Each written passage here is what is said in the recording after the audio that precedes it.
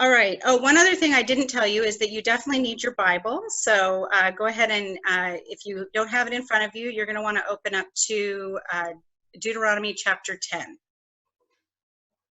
All right. So when I was a little girl, I loved my parents. I just adored them. I wanted to be with them. I wanted to get into bed with them. I wanted their attention and approval at all the time. I loved hugs and kisses. I loved dancing in the living room. I loved snuggles, and I loved all the rest. I adored my parents, but I didn't always do what they wanted me to do. But even though I was disobedient, I didn't want them to be disappointed in me or to be angry with me either. So before I was even old enough to talk, my parents only had to say my name. And once they said my name, Elizabeth, I would burst into tears. They say that they rarely had to spank me because I was so compliant. And one of those sideward glances or a raised eyebrow would be punishment enough for me. I would just burst into tears. Now, my brother, that's a different story. But of course, as I grew older, I had to become a lot more sneaky in my disobedience because I wanted to avoid being caught, because I absolutely hated their disapproval. And now that I'm a parent, I see that there are really two sides to love. There is this adoration side of a child who comes up and snuggles with you and kisses you and loves you and tells you, I love you so much, Mommy. Mm-hmm. And then there's the obedience side, when you say, you need to do this, and they say, yes, Mommy. And sometimes those things don't always happen at the same time. So I'm amazed that that same child who will sweetly come up to me and tell me how much he loves me, when I ask him to do something, will pretend like he didn't hear me, or will just not follow through and not do what I asked him to do. If he loves me, why doesn't he obey me? That's the question. Well, I'm sure that God had the same question for his people in Deuteronomy chapter 10. So we're going to look starting at verse 12. And now, Israel, what does the Lord your God ask of you but to fear the Lord your God, to walk in obedience to him, to love him, to serve the Lord your God with all your heart and with all your soul, and to observe the Lord's commands and decrees that I am giving you today for your good. Our passage today starts with a series of imperatives. It's sort of a conclusion of what's come before. So last week we recall that Moses warned them against pride in thinking that God's blessing was tied to their righteousness. And in light of that, there are these 5 instructions: fear him, walk in obedience to him, love him, serve him, and obey the commands and decrees. Now, I find the order of these commands to be really important. We have fearing, walking, loving, and serving. Those all precede observance of the law. Now, tragically, the Jews in many quarters have flipped that equation, right? They have made observance of the law more important than single-hearted devotion.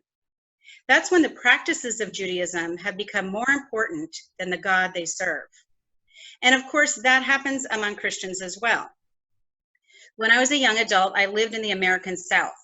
And seeing how the Christian faith was practiced there was very interesting to me.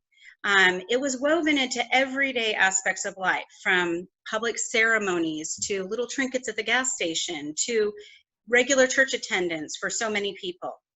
Yet the faith that I observed often was a mile wide and an inch thick, right? I did meet many devoted Christ followers there, but I also encountered large numbers of people who were really easily offended by anything that would challenge their comfortable, picture-perfect lives and their cultural prejudices. And I think we face some of that same tendency here in the Central Valley. We need to be careful that our forms of religiosity, our cultural expressions of religion, don't ever eclipse our own personal love and devotion to the one true and eternal God. And who is this God? Verse 14. To the Lord your God belong the heavens, even the highest heavens, the earth and everything in it. Yet the Lord set his affection on your ancestors and loved them. And he chose you, their descendants, above all the nations, as it is today. I love these two verses. It begins with this beautiful doxology that everything, the earth and up to the highest heavens, everything in it belongs to God. We serve a great and awesome God. Yet, despite that, Yahweh set his affections on Abraham, Isaac, and Jacob. So he had the whole universe in his hands, and he picked out you. What a picture of grace. And that grace sets the stage for action.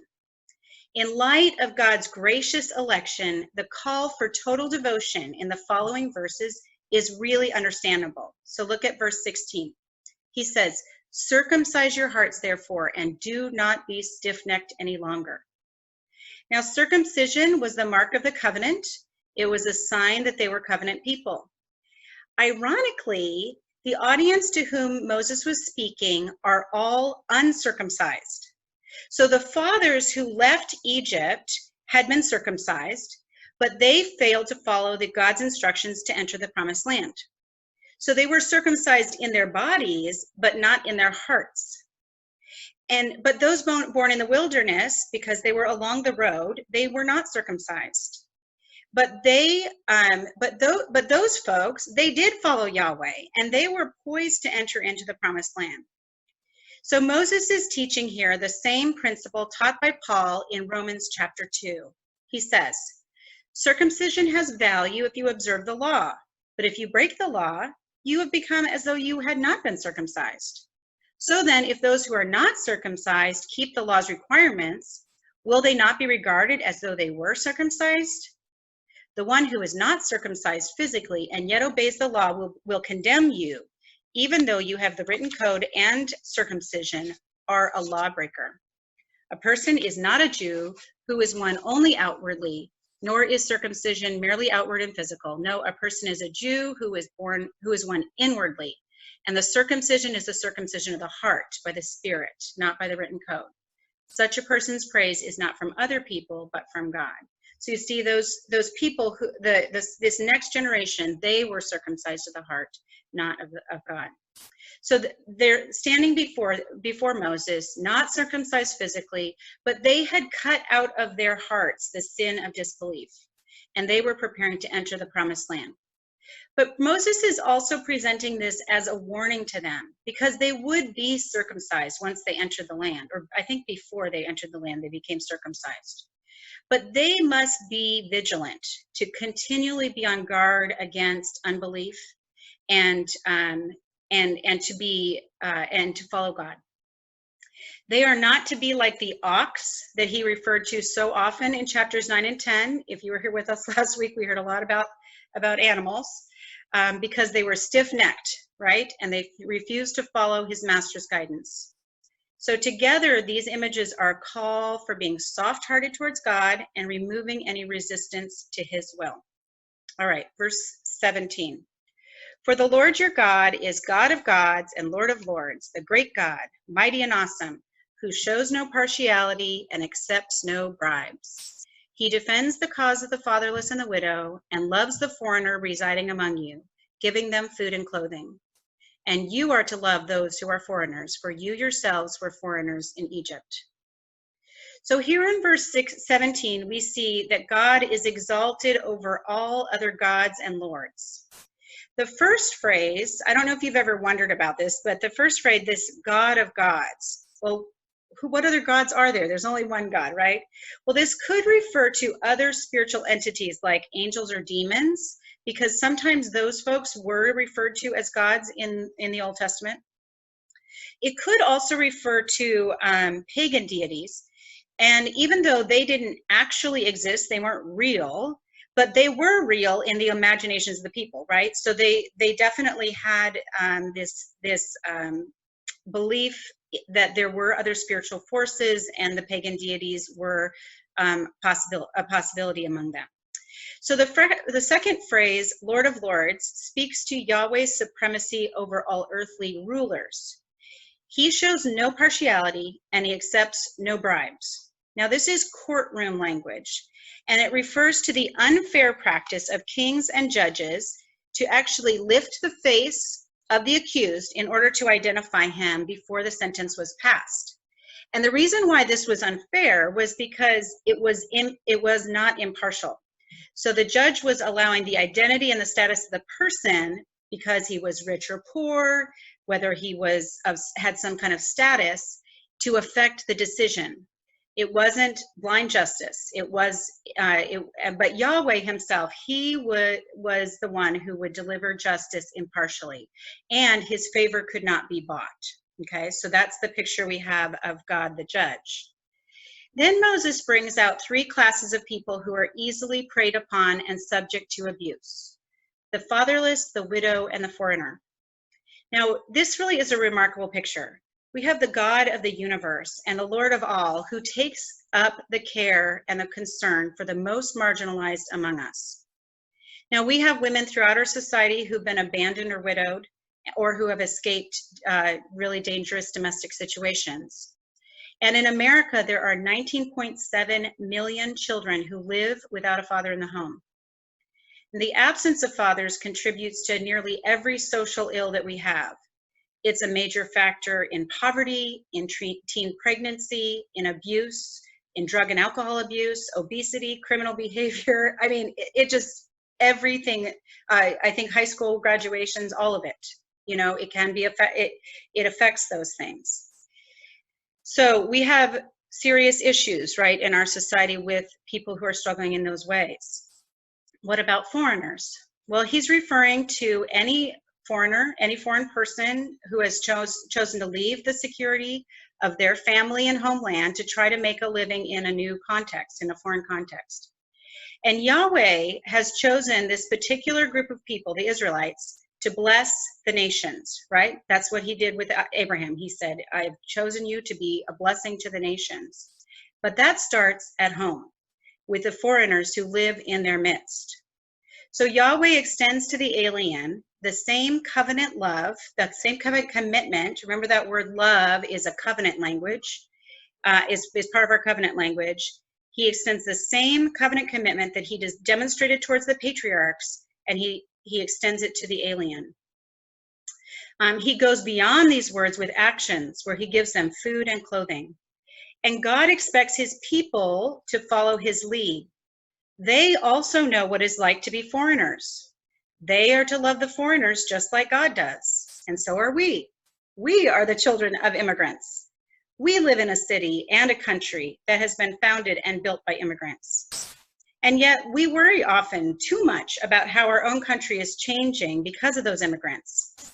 Now, it's interesting. I'm kind of a student of American history, and immigrants have always been a target for blame whenever there was any kind of economic or social instability. And I looked it up recently, and it was just fascinating, because in the 1750s, you might not guess, it was the Germans that they were upset with. In the 1870s, it was the Chinese, and actually California pushed a bill through Congress to stop Chinese immigration because they thought there were too many Chinese here. The Irish and the Italians fought a lot of persecution in the 1900s, and the Japanese, of course, during World War II, had a lot of abuse. And more recently, we see that with Arabs and Latin Americans. We like to blame immigrants for violence, disease, economic volatility, political and social changes. But that is not how God sees them. He sees them as targets for his love and his commitment. So Moses is reminding believers of every age that true faith is demonstrated especially in compassion for the socially and economically marginalized. Those who love God must love the fatherless. Those who love God must love widows, and those who love God must love immigrants. So we should be first in line to love and support them. That being said, it is hard sometimes to love people who are on the margins of society, right? I think of passing packs of what looks to me like violent teens, or homeless people on our streets, or sometimes people who don't speak English very well. And maybe you're like me, that sometimes instead of my heart breaking for them, I just become really uncomfortable around them and I just wish they would disappear. Loving people on the margins is uncomfortable and inconvenient, and it costs us something.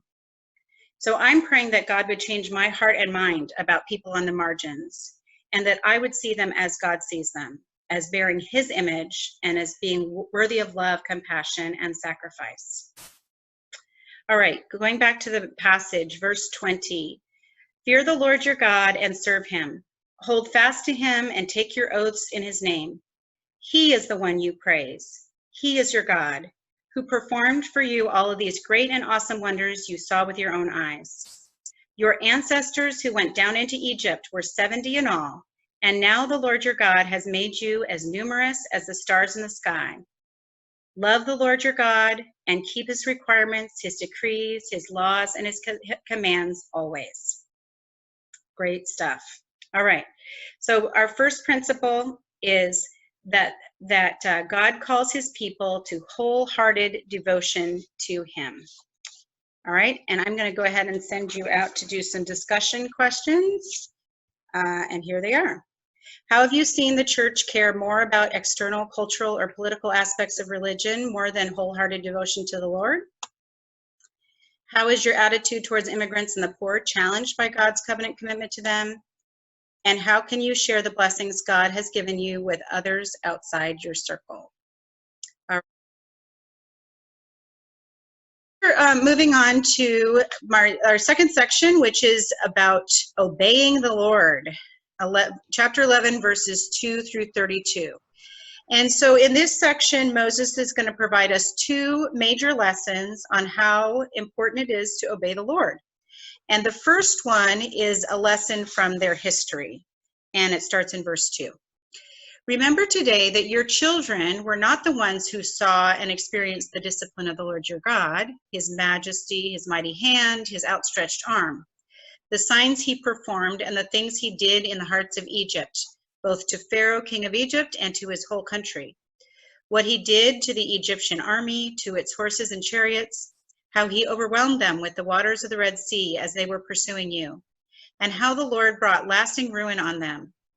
It was not your children who saw what he did for you in the wilderness until you arrived at this place, and what he did to Dathan and Abiram, sons of Eliab the Reubenite, when the earth opened its mouth right in the middle of all Israel and swallowed them up with all their households, their tents, and every living thing that belonged to them. But it was your own eyes that saw all these great things that the Lord had done. So this is a lesson from history, right? So these are all stories to teach them and teach us about who God is and what matters to him. So the first is God's rescue of the Israelites from the hand of Pharaoh. And then, of course, we remember the annihilation of Pharaoh's army in the Red Sea. And this is not doing what I want it to do. Oh, there it is. I knew it was going to come. There's a beautiful picture of the annihilation in the Red Sea. When your kids ask you what you learned tonight, you say, we learned about death and destruction. So the third one might be a little less familiar to you. It is about Dathan and Abiram. And they were ringleaders in a rebellion against God, and Yahweh made the earth swallow up in consequence of their rebellion, and so they all died, all of them. So this is a dramatic picture here at the bottom. And this is a reminder that it is fearful to fall into the hands of a living God. And that's really what the lesson from history is about, is that it should be lasting motivation for us to be uncompromisingly faithful to God and never take him for granted. Now start over again. So our second lesson is this lesson about the economics of the land, and we're learning that the land is a gift from God. So from verse 8, observe therefore all the commands that I'm giving you today, so that you may have the strength to go in and take over the land that you are crossing the Jordan to possess, and so that you may live long in the land that the Lord swore to your ancestors to give them and their descendants, a land flowing with milk and honey. We've heard this before, right? A land flowing with milk and honey. The land that you are entering to take over is not like the land of Egypt from which you've come, where you had to plant a seed and irrigate it by foot as a vegetable garden. But the land you are crossing the Jordan to take possession of is a land of mountains and valleys that drink rain from heaven. It is a land the Lord your God cares for. The eyes of the Lord your God are continually on it from the beginning of the year till its end. Now, this might seem a little weird kind of description of the land of Israel, if you know anything about the land of Israel, comparing it to Egypt in this way. But I want you to remember that we have Moses on a mountain, and he is dreaming. You know, this is what he's not going to get to go into this land. He's never been in this land, and he is painting a picture of God's abundant provision. Now, so he talks about these streams of fresh water coursing down the hills and watering the landscape, in contrast to the brackish waters of the Nile Delta. Now, if you're a farmer, you actually might prefer the annual flooding of the Nile River with the rich, fertile land that it presents. But what this land represents really is, it's a fulfillment of the promises God made to their ancestors. And this land will drive its inhabitants to depend on God. In this speech, Moses is trying to excite his people by envisioning the promised land through the eyes of faith. And it's quite interesting too, because the land itself is actually chosen by God, just like the people are chosen by God. So God focuses his attention year round to care for this land. And it's very interesting. This comment is actually a criticism of the Canaanite deities, because every year at the dry season, they would actually descend into the netherworld, and it would really leave the people in their imaginations, you know, their religious imaginations, they would be susceptible to the gods of drought and death. So, there's this critique, because Yahweh is never distracted. He never leaves, and he never sleeps. All right, so let's go on to verse 13. So if you faithfully obey the commands that I am giving you today, to love your God and to serve him with all your heart and with all your soul, then I will send rain on your land in its season, both autumn and spring rains, so that you may gather in your grain, new wine, and olive oil. I will provide grass in the fields for your cattle. You will eat and be satisfied. Be careful, or you will be enticed to turn away and worship other gods and bow down to them. Then the Lord's anger will burn against you, and he will shut up the heavens so that it will not rain, and the ground will not yield produce. And you will soon perish from the good land the Lord your God is giving you. So here Moses is presenting the land as a test for their covenant faithfulness. I think I got myself a little out of order here, but that's okay. This is the test for the covenant faithfulness. The fruitfulness of the land is tied to their obedience and faithfulness to God. If they are faithful, then they will experience the abundance of fruit and grain for themselves and grass for their animals. The consequences of unfaithfulness are serious. It's drought, famine, and death. Going on to verse 18. Fix these words of mine in your hearts and minds. Tie them as symbols on your hands and bind them on your foreheads. Teach them to your children, talking about them when you sit at home and when you walk along the road, when you lie down and when you get up. Write them on the door frames of your houses and on your gates, so that your days and the days of your children may be long in the land the Lord swore to give to your ancestors, as many as the days that are in the heavens that are above the earth. Now, we have heard these words before, and it strikes me that when we heard them in chapter 6, it was before we were sheltering in place and spending so much time with our children. But that's really what the picture that we have here is. I love this passage, because the key to the future relationship with God and his people is the faithful passing on the faith to the next generation. And this passage does not tell them that they need to go to church more. It does not tell them that they need to join the Bible study or the youth program or whatever. It's not about programs. It's not about that. It's entirely focused on the home and the family, which is where children catch their most important priorities and values.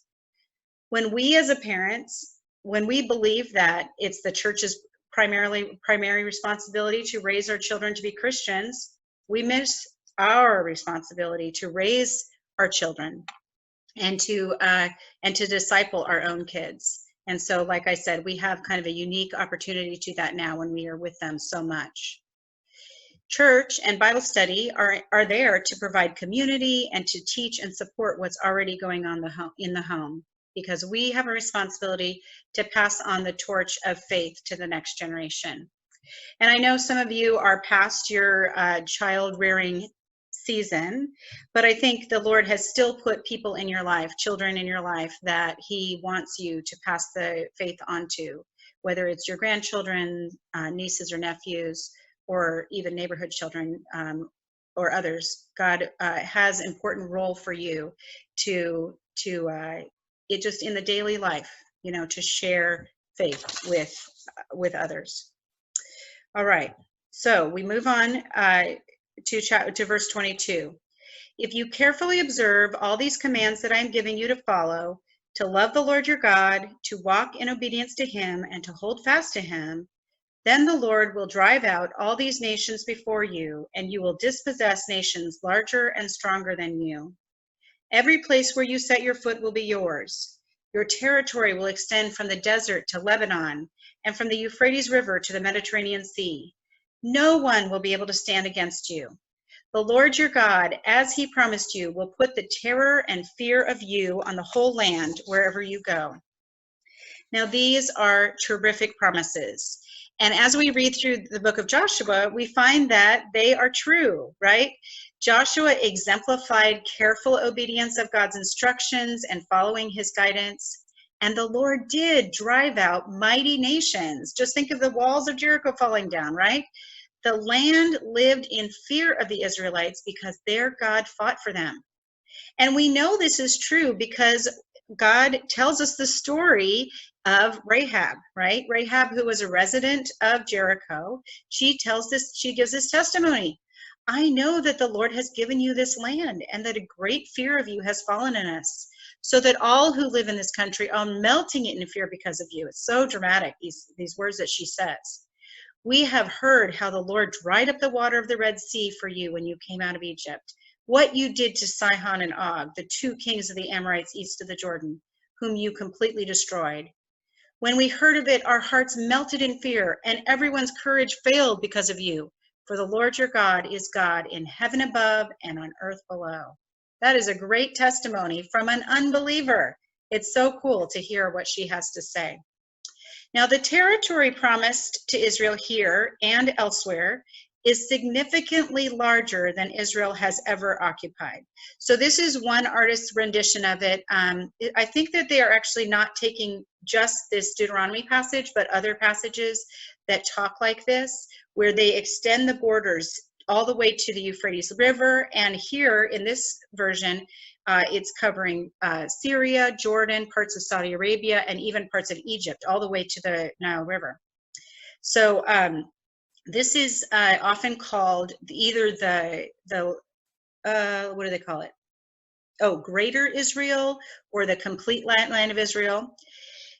So these and other passages are also used to defend Israeli occupation of the West Bank, or the Gaza Strip, which was ancient Philistine territory. And some would even argue that the boundaries of modern Israel should extend to the Euphrates and to the Nile, but that is a minority view. So, I don't really want to get super caught up in the politics of modern Israel. But as you think about those things from time to time, there's some things to keep in mind. First is that although, I'm sorry, I was going to show you the actual largest part of King David's empire.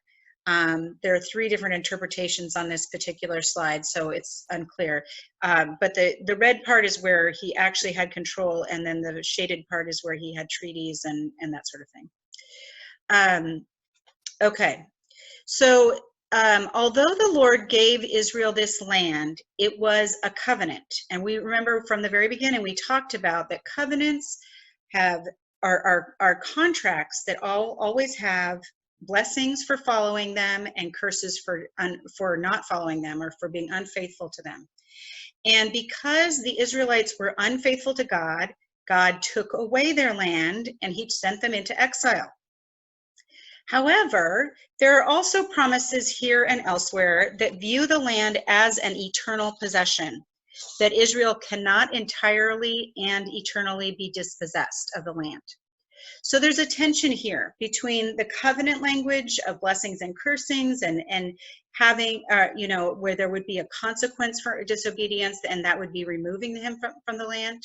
That was one side. And then these other promises that seem like eternal, that it's eternal possession. And as far as Moses is concerned, I mean, he almost seems to see exile as inevitable. He knows these people. He knows they're going to be unfaithful. And yet he sees that there's always going to be a tie to this land. So as they go into the land, he's calling for them to do a visual enactment of the covenant, where they were to pronounce blessings and curses from two mountains within the promised land. So from verse 26, see, I am setting before you today a blessing and a curse. The blessing, if you obey the commands of the Lord your God that I am giving you today. The curse, if you disobey the commands of the Lord your God and turn from the way that I command you today by following other gods which you have not known. When the Lord your God has brought you into the land you are entering to possess, you are to proclaim on Mount Gerizim the blessings, and on Mount Ebal the curses. As you know, these mountains are across the Jordan, westward toward the setting sun, near the great trees of Moreh, and in the territory of those Canaanites living in the Arabah and the vicinity of Gilgal. You are about to cross the Jordan to enter and take possession of the land your God is giving you today.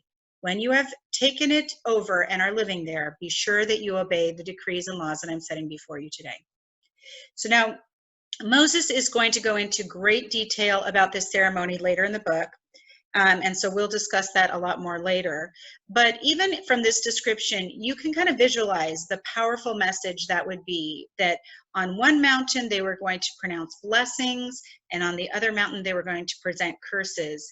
It was this visual reminder of what they, of this message of what it was going to be like if they followed the covenant or if they failed to follow the covenant.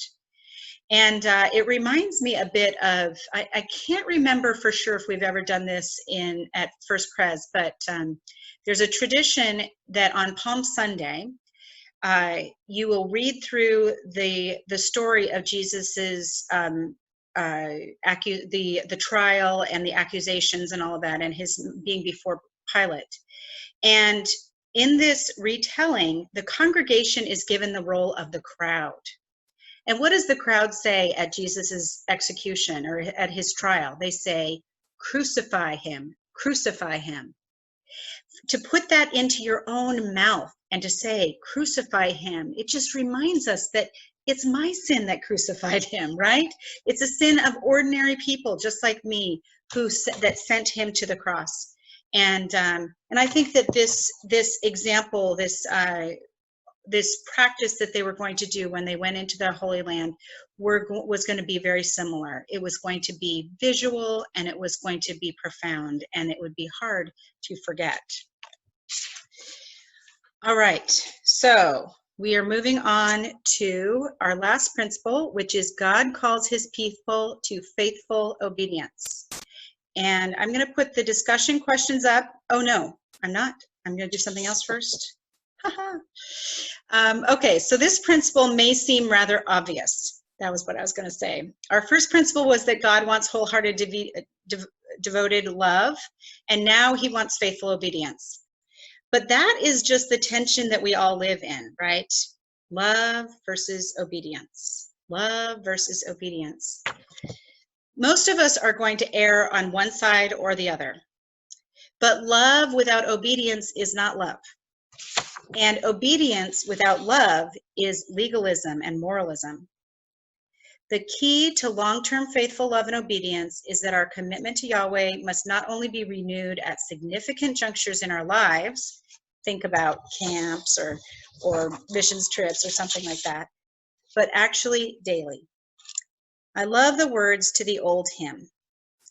Oh, to grace, how great a debtor daily I'm constrained to be. Let thy goodness like a fetter bind my wandering heart to thee. Prone to wander, Lord, I feel it. Prone to leave the God I love. Here's my heart, oh, take and seal it for thy courts above. If we truly love God, we will obey him, not for the approval of others and to fit in at church, but because he is God and there is no higher calling. Let's pray. Lord God, we confess that you are God above all gods, and you are Lord over lords that compete for our allegiance. Lord, guard our hearts and minds so that we may faithfully serve you and worthily magnify your holy name. Through Christ our Lord. Amen.